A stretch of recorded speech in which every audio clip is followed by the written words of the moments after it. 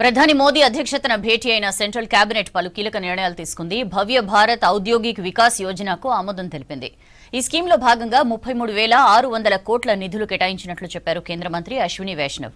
ఉత్తరప్రదేశ్లోని బారాబంకీ నుంచి బహ్రైచ్ వరకు 4 లేన్ల యాక్సెస్ కంట్రోల్ నేషనల్ హైవే నిర్మిస్తున్నట్లు తెలిపారు. దీన్ని 6,969 కోట్ల వ్యయంతో హైబ్రిడ్ యాన్యుటీ మోడ్లో నిర్మించినట్లు చెప్పారు. పర్యావరణ పరిరక్షణకు ఎన్డీఏ సర్కార్ అధిక ప్రాధాన్యత ఇస్తుందన్నారు కేంద్ర మంత్రి అశ్విని వైష్ణవ్. 2026-27 నుంచి 30-31 ఫైనాన్షియల్ ఇయర్ వరకు స్మాల్ హైడ్రో పవర్ ప్రాజెక్టుల అభివృద్ధి చేయనున్నట్లు చెప్పారు.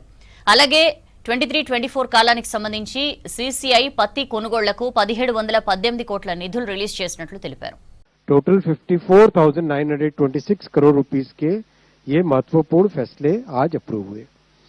सबसे पहला भारत औद्योगिक विकास योजना। हम जानते हैं कि मैन्युफैक्चरिंग देश में बहुत तेजी से बढ़ रही है और भारत एक प्रिफर्ड डेस्टिनेशन मैन्युफैक्चरिंग के लिए बन रहा है।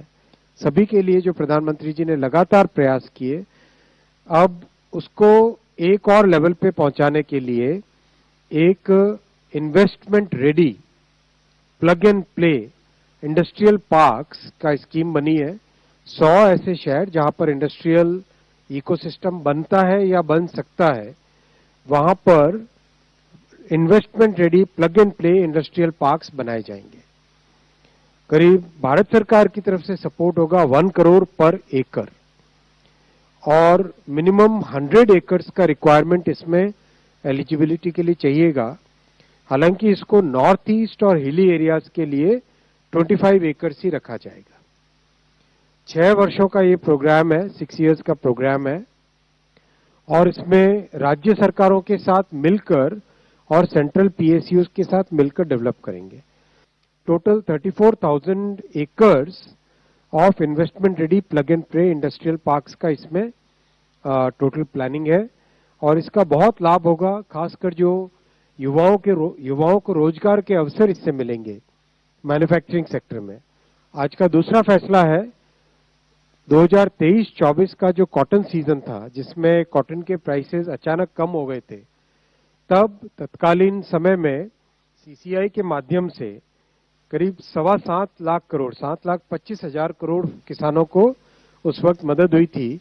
उसमें जो सीसीआई का कॉटन कॉर्पोरेशन ऑफ इंडिया का जो एक्सपेंडिचर आया था, उस एक्सपेंडिचर को आज रीइंबर्स करने का फैसला लिया गया कैबिनेट में। किसानों को टोटल इससे सपोर्ट मिला 11,712 करोड़ का और सीसीआई को रीइंबर्समेंट मिला 1,118 करोड़ रुपीस का। आज का तीसरा बड़ा फैसला है उत्तर प्रदेश में बाराबांकी से बहराइच। ये बहुत ही एक इम्पॉर्टेंट स्ट्रेच है। लखनऊ से नॉर्थ की तरफ नेपाल की तरफ जाते हैं तो लखनऊ, बाराबांकी, जारवाल, बहराइच, ये वाला जो सेक्शन है ये हाईली कंजेस्टेड सेक्शन है।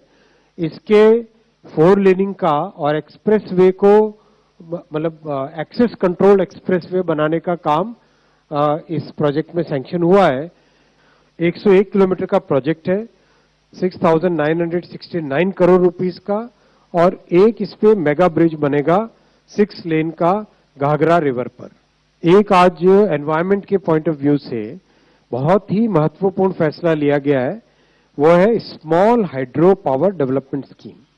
रिवर के फ्लो के साथ ही किस तरह से पावर जनरेट किया जाए, उस कॉन्सेप्ट को लेके ये प्रोजेक्ट किया गया है और इसमें देश भर में करीब 7,000 साइट्स आइडेंटिफाई हुई हैं, जहां पर run of the river 21,000 megawatt capacity create की जा सकती है स्मॉल हाइड्रो पावर से। तो इसको ध्यान में रखते हुए और ये एनवायरनमेंट फ्रेंडली है और एक स्मॉल लोकल एरिया में और कॉस्ट भी बहुत कम आती है। 4.5 से 5.5 रुपए पर यूनिट कॉस्ट इसमें पावर जनरेशन की आती है। कैपिटल कॉस्ट भी कम है और जो प्रोजेक्ट को लगाने का समय है वो भी कम है।